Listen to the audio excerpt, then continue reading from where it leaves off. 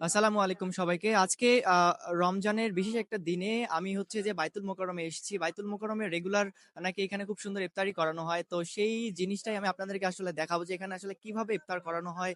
অনেক মানুষ নাকি এখানে গ্যাদার করে। সো আজকের সেই এক্সপেরিয়েন্সটা গ্যাদার করার জন্য এখানে এসেছি। বাংলাদেশের সবথেকে বড় মসজিদ বাইতুল মোকাররম।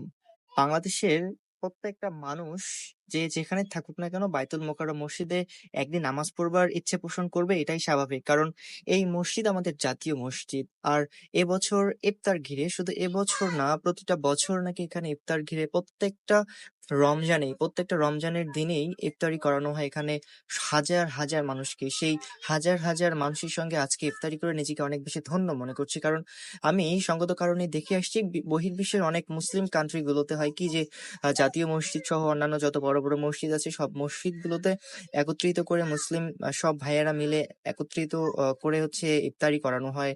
তো সেই এক্সপিরিয়েন্সটা গ্যাদার করার জন্য আজকে আমি বাংলাদেশের জাতীয় মসজিদ বাইতুল মোকাররমে এসেছি। এসে ভেতরের যেই এনভায়রনমেন্টটা সেটা দেখে আসলে আমি নিজেকে এতটাই আহ নিজের মধ্যে এতটাই ভালো লাগে এবং উৎফুল্ল কাজ করছিল যে আমাদের বাংলাদেশের মানুষজন এতটাই ঐক্যবদ্ধ।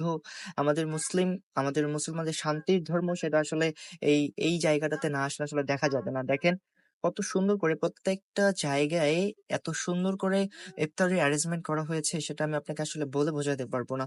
আমি প্রথমেই ভেতরের সাইডটাতে এসে দেখলাম যে এখানে এত মানুষ, প্রত্যেকটা মানুষ অনেক তৃপ্তি সহকারে এখানে ইফতার করানো হয়। আর সেটার বাস্তব চিত্র আমি আপনাদের কাছে তুলে ধরবার চেষ্টা করছি মাত্র।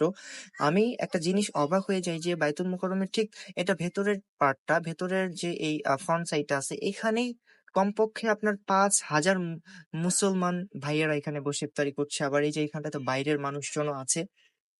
তো সবকিছু মিলিয়ে আমার কাছে কেন জানি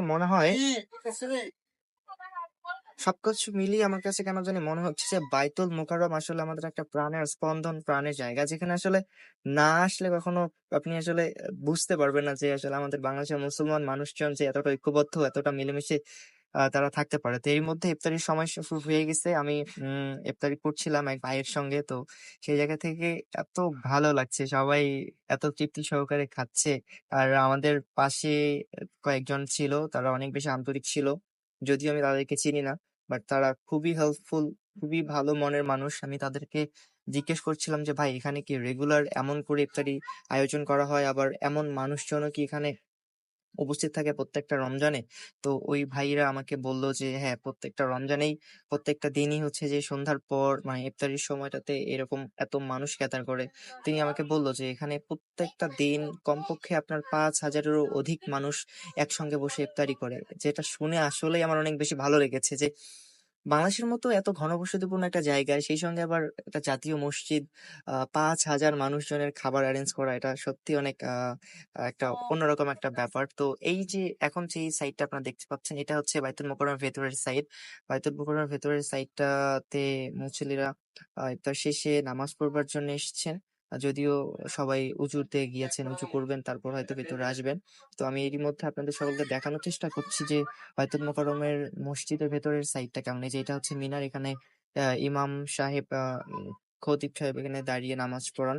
তো এই যে বাইতুল মোকাররমের সৌন্দর্য, এটা যে আমাদের জাতীয় মসজিদ, আপনারা যদি কখনো সুযোগ পান বা সুযোগ থাকে অবশ্যই আপনারা বাইতুল মোকাররমের জাতীয় মসজিদে এসে একদিন নামাজ পড়ে যাবেন। এটা সত্যি অনেক।